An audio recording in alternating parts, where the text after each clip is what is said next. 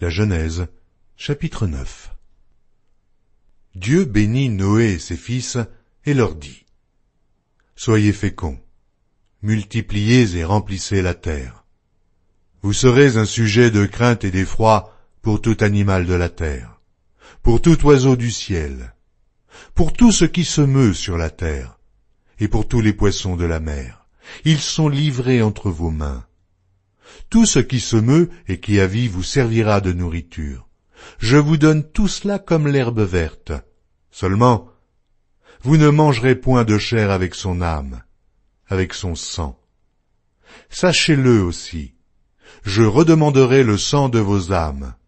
Je le redemanderai à tout animal, et je redemanderai l'âme de l'homme à l'homme qui est son frère. Si quelqu'un verse le sang de l'homme, par l'homme son sang sera versé, car Dieu a fait l'homme à son image. Et vous, soyez féconds et multipliez, répandez-vous sur la terre et multipliez sur elle.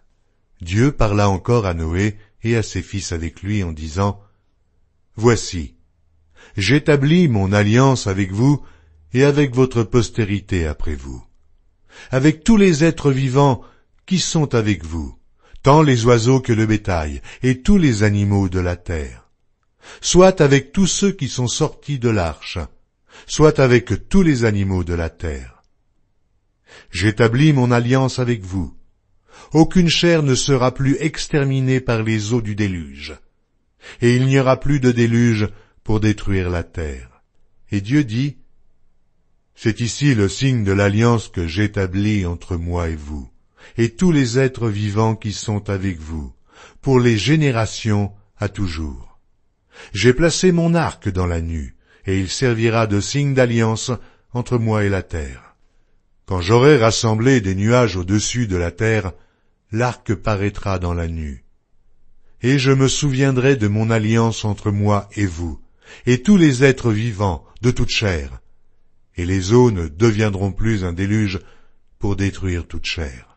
L'arc sera dans la nue, et je le regarderai pour me souvenir de l'alliance perpétuelle entre Dieu et tous les êtres vivants, de toute chair qui est sur la terre. Et Dieu dit à Noé : Tel est le signe de l'alliance que j'établis entre moi et toute chair qui est sur la terre. Les fils de Noé qui sortirent de l'arche étaient Sem, Cham et Japheth. Cham fut le père de Canaan. Ce sont là les 3 fils de Noé, et c'est leur postérité qui peupla toute la terre. Noé commença à cultiver la terre et planta de la vigne. Il but du vin, s'enivra, et se découvrit au milieu de sa tente. Cham, père de Canaan, vit la nudité de son père, et il le rapporta dehors à ses 2 frères.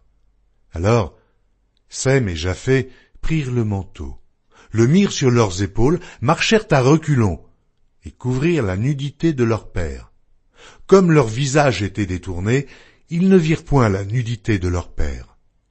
Lorsque Noé se réveilla de son vin, il apprit ce que lui avait fait son fils cadet, et il dit : Maudit soit Canaan, qu'il soit l'esclave des esclaves de ses frères.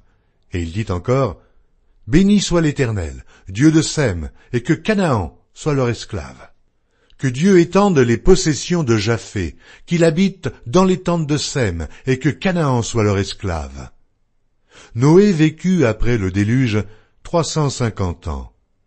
Tous les jours de Noé furent de 950 ans, puis il mourut.